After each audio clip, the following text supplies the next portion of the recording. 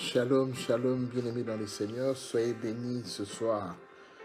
Nous sommes dans la joie de nous revoir encore une fois de plus ce lundi soir pour notre live de début de semaine. On s'était excusé le matin parce que on était dans l'impossibilité de faire le live dans les conditions que nous avions ce matin. C'est comme ça qu'on l'a repoussé pour ce soir parce qu'il faudrait que la parole de Dieu soit dite. Quelles que soient les circonstances, la parole de Dieu doit être émise. Donc nous allons faire notre live ce moment, il est 18h. Nous voulons prier pour remettre tout ça entre les mains du Seigneur. Tendre Père, nous bénissons ton nom parce que tu es le Dieu Tout-Puissant. Nous voulons que tu règnes en puissance et en maître en ce moment, en ce lieu. Que toi seul viennes encore toucher le cœur de mon frère, le cœur de ma sœur, Seigneur, afin que tu puisses lui parler, Seigneur. La Bible déclare que toute écriture est inspirée de Dieu dans le but d'enseigner, convaincre, corriger, afin que l'homme de Dieu soit utile et propre à toute bonne œuvre. L'écriture, l'importance de l'écriture, c'est toi, c'est l'enseignement, Seigneur. Voilà pourquoi nous voulons qu'au travers de cet enseignement, que le peuple de Dieu soit informé, afin qu'il soit comme le chrétien de Béret, qui ne cessait d'aller observer, vérifier, si tout ce qu'on leur avait raconté était la vérité. Nous demandons que ton règne vienne et que ton esprit soit à l'œuvre du début jusqu'à la fin de ce moment, pour que ton nom soit loué. C'est dans le nom de Jésus-Christ de Nazareth que nous t'avons ainsi prié. Et nous disons Amen. Amen, amen, amen, bien-aimés dans le Seigneur. Nous sommes dans la joie. On est toujours dans la joie quand on veut partager la parole du Seigneur, parce que c'est une nourriture spirituelle pour nous tous qui sommes là. Que le Seigneur soit glorifié. J'espère que vous avez passé un très bon week-end et que la semaine commence aujourd'hui. Il nous est arrivé de constater que dans l'Assemblée de Dieu, il y a beaucoup qui officient tout en oubliant quelle est leur position, quel rôle ils jouent dans cette Assemblée de Dieu. Ils oublient même leur identité. Nous avons vu dans la Bible, bien-aimés, que quand le peuple d'Israël, quand Moïse conduisait le peuple d'Israël à leur sortie d'Égypte, à leur traversée de la mer Rouge, pendant que Pharaon et toute son armée étaient engloutis après le passage des enfants d'Israël, tout en progressant dans le désert, Moïse avait délégué 12 espions pour aller voir, vérifier que le pays où ils devaient se rendre, le pays qui leur était destiné, qui était leur objectif principal, le pays qui leur avait été promis, ce pays, c'était réellement le pays où coulait le lait et le miel. Et ils voulaient d'abord vérifier ça de la part de certains des gens qu'ils conduisaient. Ils voulaient vérifier que réellement c'était le pays où coulait le lait et le miel. Alors pour cela, Moïse a eu la sagesse de réunir les 12 tribus d'Israël et de choisir un représentant dans chaque tribu. Ce qui fait qu'ils étaient 12. Mais ils étaient 12 espions qui ont été tirés de chaque tribu d'Israël, parce qu'il y a 12 tribus d'Israël, et dans chaque tribu, il a tiré une personne qui était un espion, et les 12 ensemble ont été envoyés. Ils ont été envoyés à Canaan pour aller explorer Canaan pendant 40 jours, afin de ramener un rapport pour qu'on sache que réellement c'est le bon lieu, réellement c'est la bonne destination que le Seigneur leur avait promis.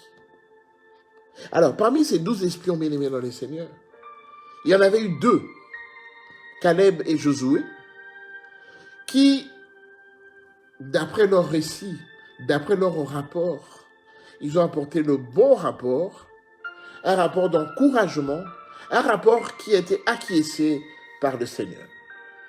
Donc, ils étaient au départ 12. Parmi les 12, il n'y en a que 2 qui ont donné un bon rapport. Mais les 10 autres ont donné un rapport qui terrorisait encore le peuple d'Israël. C'est dans le livre de Nombres, chapitre 13, chapitre 14. On ne va pas lire tout cela. Mais sachez que, après leur retour de Canaan, où ils ont été explorer le pays, il y a 10 espions qui ont donné un rapport négatif auprès de Moïse. Leur rapport concernait à dire, nous le voyons dans le livre de Nombre, chapitre 13, le verset 27, écoutez ce qu'il disait. Nous sommes allés dans le pays où tu nous as envoyés. À la vérité, c'est un pays où coule le lait et le miel, et en voici les fruits. Mais le peuple qui habite ce pays est puissant. Les villes sont fortifiées, très grandes. Nous avons même vu les enfants d'Anak. Nous avons même vu les enfants d'Anak. Parce que quand il dit, nous avons vu les enfants d'Anak, ce sont les géants qui habitent ces villes-là. Très forts, très dangereux pour nous qui devons aller là-bas. Effectivement, c'est le pays où coule le lait et le miel. Mais il y a les fils d'Anak, très dangereux, des guerriers tout faits et des géants. On ne pourra jamais résister à ce genre de peuplade. Bien-aimés dans le Seigneur, ça c'est le rapport que les 10 espions ont donné à Moïse. Évidemment, quand vous entendez ce genre de rapport, tout le monde est terrorisé, tout le monde n'a plus envie d'aller dans le pays qui leur a été promis, le pays où coule le lait et le miel, la destination finale, le pays que Dieu leur avait réservé. Les gens commencent à avoir peur. Bien aimé, il en est même dans nos assemblées ces derniers temps. Dans nos assemblées, nous prenons beaucoup le nom de diable. Nous parlons beaucoup plus du diable que de Jésus-Christ qui est notre sauveur. Bien-aimé, la Bible déclare, crois au Seigneur Jésus et tu seras sauvé, toi et ta famille. Mais quand nous allons dans nos assemblées, nous élevons tellement le nom du diable et nous élevons très peu le nom de Jésus. Bien-aimé, c'est à cause de cela que beaucoup parmi nous, quand nous prions, nous allons fréquenter nos assemblées, beaucoup parmi nous ont perdu même leur estime. Beaucoup parmi nous, nous avons perdu, bien-aimé, ce qui est la foi. Qu'est-ce qu'il était dit? Il est dit par rapport à la foi. Quand vous lisez dans le livre de Hébreux chapitre 11, verset 6, Hébreux chapitre 11, verset 6. La Bible dit ceci. Or, sans la foi, il est impossible de lui être agréable. Car celui qui s'approche de Dieu doit d'abord croire que Dieu existe et qu'il est le rémunérateur de ceux qui le cherchent. Bien-aimés, réfléchissons. Sans la foi, il est impossible d'être agréable à Dieu. Parce que moi qui m'approche de Dieu, je dois d'abord croire que ce Dieu-là, pour que je sois en train de prier, je dois d'abord croire qu'il existe et qu'il est le rémunérateur. C'est lui qui va me payer par rapport à tout ce que je lui demande. Il est le rémunérateur de ceux qui le cherchent. Donc quand je cherche Dieu, je sais que Dieu va me récompenser, Dieu va me payer par rapport au fait que je le cherche et je crois en lui. Je crois que quand je m'approche de Dieu, Dieu va me donner ce que je veux. Je crois que quand je m'approche de Dieu, il fera, comme il est écrit dans Psaume chapitre 37, verset 4, « Fais de l'Éternel tes délices et il te donnera ce que ton cœur désire. » Mais actuellement dans nos assemblées, nous allons dans nos assemblées, nous parlons de Jésus, mais en fait, dans nos cœurs, nous ne croyons pas que Jésus-Christ, il est celui qui va me rémunérer. Parce que dans ma bouche, dans nos langages, nous craignons beaucoup plus l'ennemi, nous craignons beaucoup plus le diable, mais nous craignons très peu le Seigneur qui est le rémunérateur. Bien-aimés, c'est à cause de cela que, bien-aimés, nous n'évoluons pas. Nous tâtonnons, nous prions le Seigneur, mais nous tâtonnons. C'est comme si nous marquons le pas. Nous faisons du surplace, bien-aimés. Nous n'évoluons pas. Parce que dans nos esprits, dans nos psychés, c'est le diable qui est d'abord, on croit d'abord que le diable, il est celui qui va contrecarrer tous mes projets. Il va venir les contrecarrer et je ne pourrai pas réussir. Bien-aimés, faites seulement une expérience. Vous allez voir beaucoup de chrétiens. qui viennent à l'église et qui ont des maladies de longue durée, quand ils parlent de leur vie, quand ils parlent d'eux, bien aimés, ils ont toujours un accent assez approfondi sur la maladie qu'ils ont. Il va te dire que oui, j'ai la foi, je sais que Jésus-Christ va me sauver, il va me délivrer de cette maladie, mais à un moment, il va commencer à dire, ah, ça fait longtemps que cette maladie me dérange. Je viens toujours, j'ai la foi, je crois toujours que le Seigneur est capable de faire. Mais quand je regarde ma maladie, c'est comme si tu disais, quand je regarde que le diable, il est puissant dans ma vie, c'est comme si tu dénigrais ton Dieu qui est capable de te donner la vie, de te donner la guérison.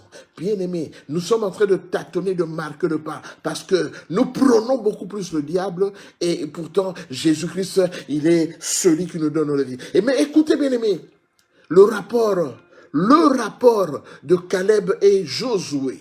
Caleb et Josué, ils ont été également à Canaan. Ils ont exploré Canaan pendant 40 jours. Mais écoutez ce que Caleb et Josué disent.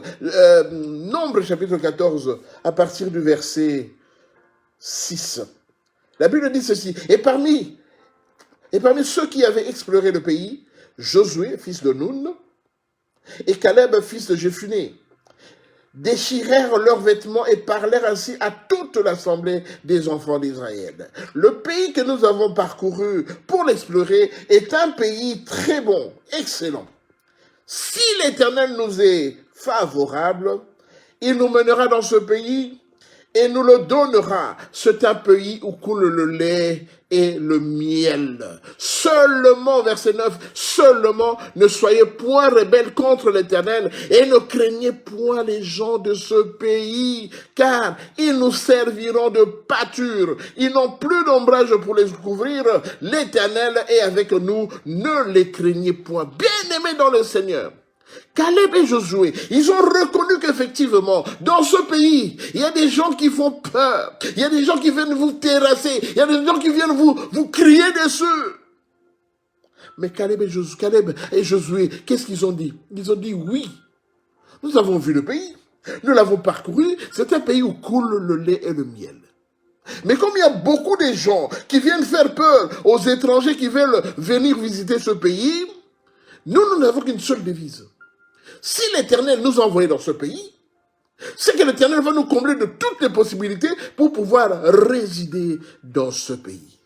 Et il a dit, ne craignez pas les gens qui sont là, parce que si Dieu nous est favorable, si l'Éternel nous est favorable, il nous mènera dans ce pays. Mon frère, ma soeur, si Dieu t'a dit, va, fais ceci, moi je suis Dieu, je vais te délivrer, je vais te débarrasser de tous tes problèmes, s'il l'a dit, c'est qu'il va le faire. Il a dit dans le livre de Nombre, chapitre 19, 28, verset 19, il a dit, il n'est point un fils de l'homme pour mentir, ni un fils de l'homme pour se repentir. Nombre 23, verset 19, il n'est point un fils de l'homme pour mentir, ni un fils de l'homme pour se repentir. Bien-aimé, Dieu ne ment pas. Dieu n'est pas un menteur. Dieu n'est pas quelqu'un qui va te raconter n'importe quoi. Si Dieu te dit quelque chose, il va l'accomplir certainement. Alors, bien-aimés, pourquoi nous sommes subjugués? Pourquoi, bien que nous sommes dans l'assemblée de Dieu, nous travaillons pour le Seigneur, mais nous sommes tout le temps en train de tâtonner, en train de douter. Bien-aimés, cet esprit de doute, c'est le diable qui est venu s'asseoir sur toi. C'est l'ennemi qui est venu s'asseoir sur toi. Bien-aimés, je parle à tous les serviteurs de Dieu. Serviteurs de Dieu que nous sommes, bien-aimés, enlevons de notre esprit ce langage de proclamer beaucoup plus le nom du diable et de proclamer très peu le nom de Jésus. Parce que la Bible déclare, c'est pourquoi Dieu l'a souverainement élevé et lui a donné le nom qui est au-dessus de tout nom, afin que devant la croix, tout genou fléchisse et que toute langue confesse que Jésus-Christ est Seigneur et Sauveur. Bien-aimé, ce soir, j'aimerais dire à quelqu'un que Jésus-Christ, il est le Seigneur et le Sauveur. Quelle que soit la pertinence de l'ennemi, quelle que soit la manigance de l'ennemi contre ta vie, je veux te dire que Jésus-Christ,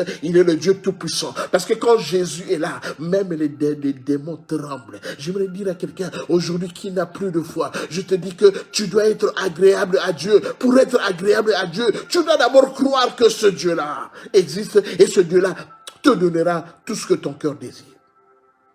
Bien aimé, trop, c'est trop. Nous sommes les enfants de Dieu, mais nous vivons comme si on était démunis. Nous sommes des enfants de Dieu, mais nous vivons tout le temps dans les doutes, dans les difficultés, parce que nous mettons devant nous d'abord les diables.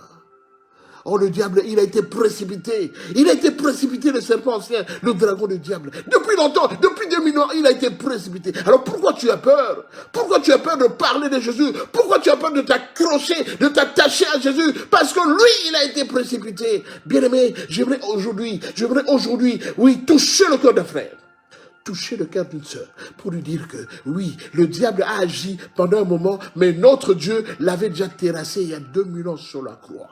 Alors il n'a plus d'autorité, il n'a plus de puissance sur nous, parce que celui qui est en nous est plus grand que celui qui est dans le monde. Bien-aimés, ne soyez pas comme les 10 autres espions, parce que c'est tous ces espions, bien-aimés, ils ont donné un rapport négatif, parce qu'ils avaient des doutes, parce qu'ils craignaient, parce qu'ils ne croyaient pas que Dieu qui leur a promis d'aller à Canaan allait leur donner toutes les possibilités pour pouvoir résister à l'ennemi. C'est pourquoi Josué et Caleb, ils ont dit que ils vont ces géants, ils vont leur servir de pâture. Bien-aimés, nous sommes dans le Seigneur. Le Seigneur nous encourage à vivre comme Josué et Caleb. Parce que si nous ne vivons pas comme Josué et Caleb, ce qui va nous arriver, c'est ce qui est écrit dans le livre de Nombres, chapitre 14, du verset 36 au verset 38. La Bible dit, les hommes que Moïse avait envoyés pour explorer le pays, et qui à leur retour avaient fait murmurer contre lui ces hommes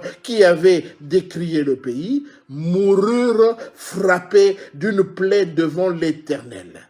Josué, fils de Nun, et Caleb, fils de Jephuné, restèrent seuls vivants parmi les hommes qui étaient allés pour explorer le pays. Bien aimé, la Bible dit, si tu es comme les 10 autres espions, la Bible dit que ces 10 espions, comme ils murmuraient négativement contre le Seigneur parce qu'il y avait les fils d'Anak, ils ont fait murmurer les autres enfants d'Israël qui étaient restés. Eh bien, qu'est-ce que Dieu a fait? Dieu les a tués.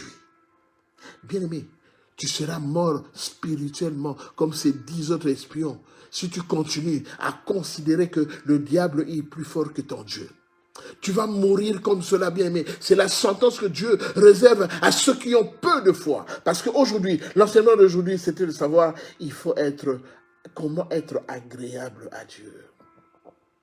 Comment être agréable à Dieu. Parce que dans ton comportement, tu décourages le Seigneur. Dans le comportement que tu affiches, bien-aimé, tu es désagréable vis-à-vis du Seigneur. Et le Seigneur n'est pas content par rapport à ça, par rapport à ton comportement. Le Seigneur t'a donné Jésus. Il t'a donné Jésus. Il a dit, je ne serai plus en dehors de toi, mais je vais vivre, je serai dans ton cœur. J'écrirai ma loi dans ton cœur, tu seras mon peuple et je serai ton Dieu. Bien-aimé, Jésus, il habite dans ton cœur. C'est pourquoi il a dit, voici je me tiens à la porte, je frappe. Quand quelqu'un entend ma voix, il ouvrirait la porte, je rentrerai chez lui, je souperai avec lui et lui avec moi. Mais pourquoi tu continues à résister à Jésus? Pourquoi tu ne veux pas lui ouvrir la porte? Depuis qu'il était là, il a commencé à frapper. Il est même fatigué de continuer à frapper parce que tu ne lui ouvres pas la porte, parce que tu vois seulement les géants, les fils d'Anak qui vont m'attaquer, les fils d'Anak qui vont m'attaquer. Bien aimé, si Dieu t'a donné une vision, il va également te donner une provision pour que cette vision-là se réalise parce qu'il est Dieu. Alors ce soir, j'aimerais dire à un frère, j'aimerais dire à une sœur que Dieu t'a appelé. Il t'a appelé et il a donné tous les atouts nécessaires pour que tu vives une vie merveilleuse avec lui. Bien-aimé, Canaan était habité, c'est vrai.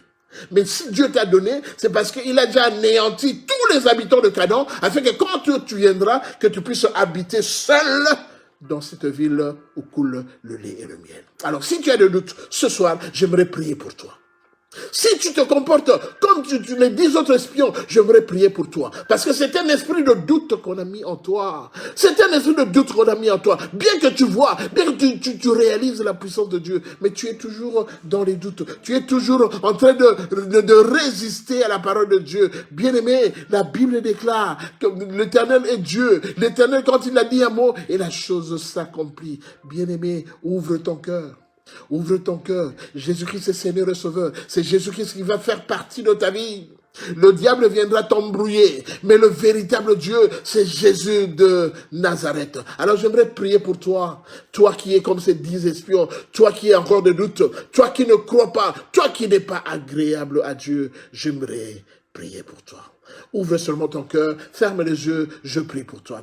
Tendre Père, je te bénis ce soir parce que tu nous as parlé, Père de gloire. Tu as touché un frère, tu as touché une sœur. Voilà pourquoi sa maladie dure des années et des années. Voilà pourquoi son tracas, ses difficultés ne continuent qu'à évoluer. Alors qu'il vient tout le temps dans ton assemblée, alors qu'il est présent à toutes les réunions, mais cela ne l'empêche pas de vivre la calamité. Toi, tu as dit, venez à moi, vous tous qui êtes fatigués et chargés, et je vous donnerai du repos. Seigneur, je viens abandonner mon frère entre tes mains ce soir. Ma sœur, je l'abandonne entre tes mains, Seigneur. Parce que tu as dit, approchons-nous donc avec assurance du trône de la grâce, afin d'obtenir miséricorde et d'être secourus dans nos besoins. Seigneur, toi, tu vois le besoin réel de mon frère et de ma sœur. Tu vois, Père de gloire, Seigneur, à combien d'années, à quel état d'âme il se trouve, Père de gloire. Tu vois la qualité, la quantité de doutes qu'il a dans son cœur. Chaque fois qu'il s'approche de toi, Père de gloire, et qu'il veut réaliser quelque chose pour toi, Seigneur, le diable vient le rendre désagréable à toi, Seigneur.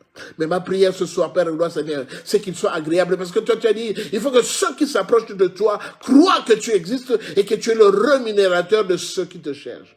Seigneur, sois le rémunérateur de mon frère, sois le rémunérateur de ma sœur. Malgré que ce doute ne part pas facilement, Seigneur, montre-lui que tu es Dieu. Prouve-lui que tu es le tout-puissant Père de gloire. Voilà pourquoi je l'abandonne entre des saintes et divines Père de gloire. Que ta main puissante, Père, puisse saisir son esprit, saisir son âme, là où il est l'homme de Galilée, Père de gloire, afin de lui montrer que devant toi, tout genou fléchit. Seigneur, laisse que ton sang précieux le couvre, que ton sang précieux le rende invisible aux yeux et aux attaques de l'ennemi, Père de gloire. Quels que soient les fils d'Anak, qu'il le rencontrera dans sa vie, dans son combat, je sais que toi, tu vas lui donner la possibilité et l'autorité de les écraser au nom de Jésus. Parce que, bien aimé, dans la Bible déclare que nous sommes plus que vainqueurs. Nous sommes plus que vainqueurs avec Jésus-Christ. Je déclare que la victoire soit sur mon frère ce soir. Je déclare que la victoire appartienne à Dieu ce soir, que ce Dieu-là puisse octroyer la victoire à ma sœur qui a longtemps pleuré, qui a longtemps jeûné pour obtenir ce que son cœur désire et qu'il n'avait pas obtenu, Seigneur, que ce soir, que cette grâce lui soit accordée afin qu'elle sache que tu n'es pas un fils de l'homme pour mentir, ni un fils de l'homme pour te repentir. Laisse que ton sang se le couvre et que ton esprit soit à l'œuvre en toutes choses. Saint-Esprit de Dieu, continue encore à parler à mon frère ce soir. Viens encore parler à mon frère et à ma soeur ce soir. Montre-lui que toi, tu es capable de tout. Et rien n'est impossible à toi, le Seigneur des Seigneurs. Je te bénis pour ton amour. Je te bénis pour cette grâce particulière que tu as fait vis-à-vis de mon frère. Et c'est dans le nom de Jésus de Nazareth que nous t'avons ainsi prié. Et nous disons Amen. Amen, amen, amen, amen, amen, bien-aimés dans le Seigneur. Soyez bénis, soyez bénis. Il faut être agréable tous les jours à Dieu. Qui dit être agréable à Dieu, cela le pousse à dire qu'il faut avoir la foi. Parce que sans la foi, il est impossible d'être agréable à Dieu. Donc, si je dois être agréable à Dieu, donc je dois avoir la foi. Donc, si tu n'as jamais été agréable à Dieu, c'est que tu n'as jamais eu la foi. Aujourd'hui, le Seigneur t'appelle. Il t'appelle. Le Seigneur a prié pour toi. Il te dit que, aie la foi. Crois seulement. Ne te pose pas beaucoup de questions. Crois seulement et moi, je ferai le reste. J'espère qu'une personne a été bénie ce soir. Continuez à rester, à demeurer dans les Écritures, parce que quand le Seigneur a parlé, il agit. Il est Dieu au-dessus de toute puissance. Nous avons été dans la joie, bien-aimés, de passer ce moment avec vous. Merci à tous ceux qui se sont connectés. Continuez à partager, bien-aimés, continuez à partager, parce que le Seigneur sait qu'il y a des gens qui ont besoin de cet enseignement. Il y a des gens qui sont dans des problèmes sérieux, qui n'arrivent pas à s'en sortir, alors que le Seigneur lui demande seulement « et la foi, ainsi tu seras agréable vis-à-vis de moi ». Soyez bénis, bien-aimés. Passez une bonne semaine. Et si le Seigneur le veut bien, on se revoit le vendredi pour notre live de fin de semaine. Pendant ce temps, je vous dis shalom, shalom.